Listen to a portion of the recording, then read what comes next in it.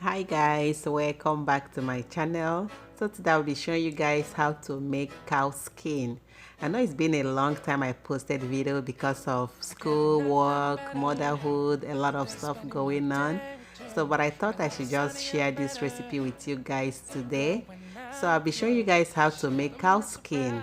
Yes, if this is your first time on this channel, please don't forget to subscribe to my channel, and the returning subscriber, you're welcome. So stay tuned. Don't forget to subscribe to my channel, click the subscription button and turn the notification bell on. Alright guys, without wasting much of your time, let's dive into this recipe today. So right here I have my cow skin. So this you can call this bomo or kanda, whichever one you choose like calling it. So the first step is to wash this up. So after washing them, I went ahead and cut them to a little size. So I soaked them up in the water for like 30 minutes with salt, then before proceeding to cutting them, because you want all the sounds to come out of the cow skin. So I proceed to cutting this up. So as you can see, I'm almost done with the cutting. So you can cut this as little as possible, but you have to watch out for your fingers while cutting this up. So you can cut them as little or as big depending on whatever size you prefer. So after cutting everything up, I went ahead and put them in the bowl. Some of them are dropping, but they can't run away. So it's time to wash them. So what I did, like I told you guys before, I soaked it up with salt. So but now I will still go ahead and add a little bit of salt again. So I'll add a couple of, I'll pour in some salt and then just rub them together, and I will set it aside and let it sit for about 10 minutes in that salt water to get any extra sand out. So after 10 minutes, this is what it's looking like. So I will proceed to washing the cow skin right now. So I'm getting them out of the salt water. So after that, I'll go ahead and pour in clean water. So I'll use the clean water to rinse the salt out of the cow skin. So I did this step for like 3 to 4 times, rinsing them with clean water without salt, because you need to wash all the salt that I used to wash them out, because you don't want the cow skin to be salty. So I continue washing until I'm sure that there is no more salt in it, all the salt water is gone. So I put them in the pot I already washed clean.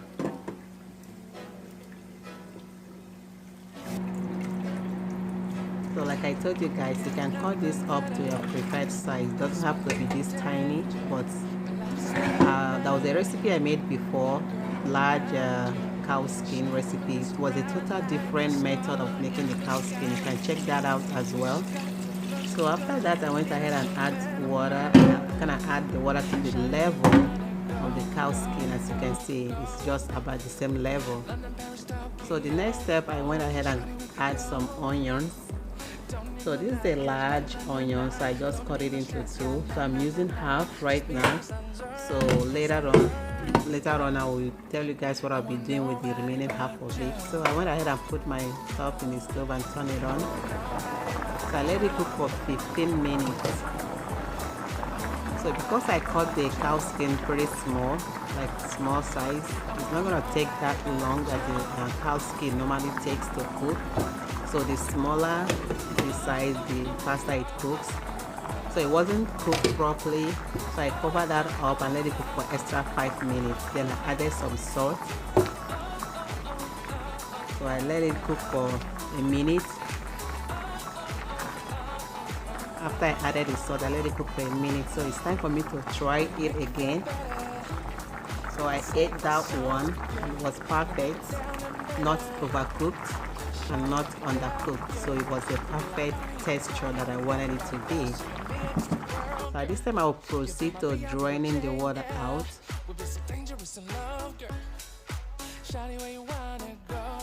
So I drained all the cow skin I drain all the water out from the cow skin. So this is the water. So guys, this water, you can actually use it to make any kind of soup, like for example, the soup that would be more suitable for this cow skin water is egusi soup, ogbono soup, okra soup. So usually you can use it for that, but if you don't need it, you can go ahead and just toss that away. So the next step, the onions that I added in, I'll go ahead and get all the onions out of the cow skin.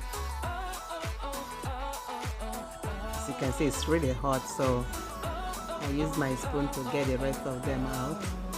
So all the onions is out right now. So I will set the cow skin aside and proceed with the next step.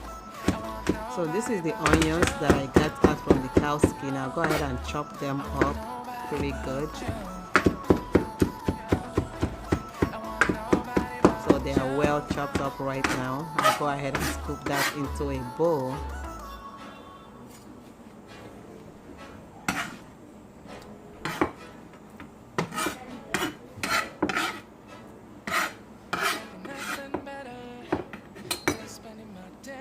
So after scooping them into the bowl, I will set them aside.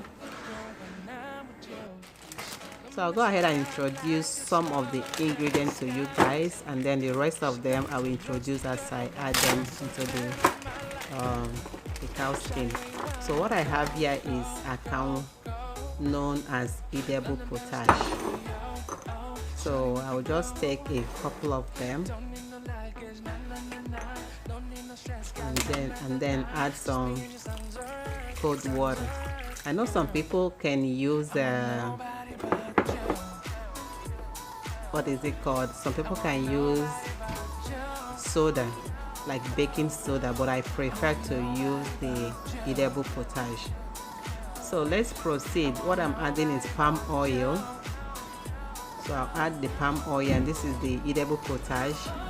So I don't want to just pour that in directly, so I use my old coffee filter to make sure I don't get any chaff in there. So I'm not going to be using all of that. I will take as much as I want. So that's it. That should be enough. I will set the remaining aside. I don't need that anymore. So I'll set that aside because you don't want to add too much of the akam. I mean the edible potash. You don't want to add too much. So I'll go ahead and stir this up. Then as you can see, I don't know what they call this enaboya ewancha. So I don't know what they call it in English, but if you know, write it down in the comment section for me. So guys, let's proceed. Right now I'm adding the onions that I cooked with the cow skin. I added that in, and I'm adding some Cameroon pepper. You can add any pepper of your choice. So I'm adding freshly chopped onions. So the onions is not cooked, this one is fresh. So I'm adding 1 stock cube. You can use any stock cube of your choice, none, star. So to that I'm adding crayfish, and the best part of it is the ogiri. Yes, so I'm adding ogiri. So that's a local seasoning. So I went ahead and stir everything up together. Once they are well combined, then we'll proceed to the next ingredient. So this is oba, known as oil bean. So I hope I'm right. So the name is oil bean. The local name is oba. So I added that up. So whatever ingredient that I did not name correctly, feel free to put the right name at the comment section. So the next is ehu. Some people call it ehu, some people call it ehuru, and this is the calabash nutmeg. So I'll go ahead and grind that up.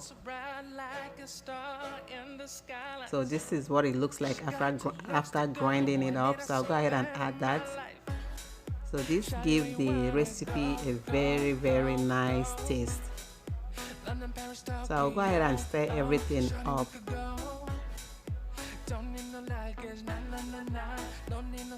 So the next is otazi.